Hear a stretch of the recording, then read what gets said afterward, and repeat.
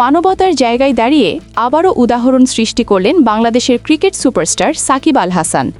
ধর্ম, দেশ বা সীমানা নয়, মানুষের কষ্ট দেখলেই যার মন নরম হয়ে যায়, সেই সাকিব এবার সাহায্যের হাত বাড়ালেন ভিন্ন দেশের অসহায়, অনাহারে থাকা মুসলিম শিশুদের জন্য। মুসলিম বিশ্বের এক অংশে বহু শিশুই দীর্ঘদিন ধরে খাবারের সংকটে ভুগছে। তাদের দুর্ভোগের খবর যখন সামাজিক যোগাযোগ মাধ্যমে ছড়িয়ে পড়ে, তখন চুপ থাকেননি সাকিব। মুসলিম একে অপরের ভাই, এ কথাটিকে বাস্তবে প্রমাণ করলেন তিনি। অচেনা মানুষ, কোনো ব্যক্তিগত স্বার্থ নেই, তবুও তাদের মুখে খাবার তুলে দিতে এগিয়ে এলেন বাংলাদেশের এই বিশ্বমানের অলরাউন্ডার।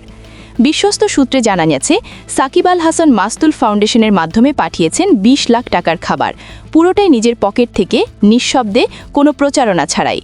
সাধারণত নিজের ভালো কাজগুলো গোপন রাখতেই পছন্দ করেন সাকিব, কিন্তু এবার খবরটি সামনে আসতেই সামাজিক যোগাযোগ মাধ্যমে ব্যাপক প্রশংসা শুরু হয়েছে।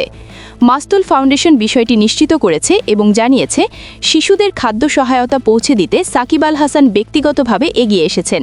তার এই মানবিক কাজ অনেকের জন্যই অনুপ্রেরণা। বর্তমানে ব্যস্ত ক্রিকেট সূচির মাঝে থেকেও এ ধরনের সহায়তা পাঠানো সাকিবের মানবিক দৃষ্টিভঙ্গিরই প্রমাণ।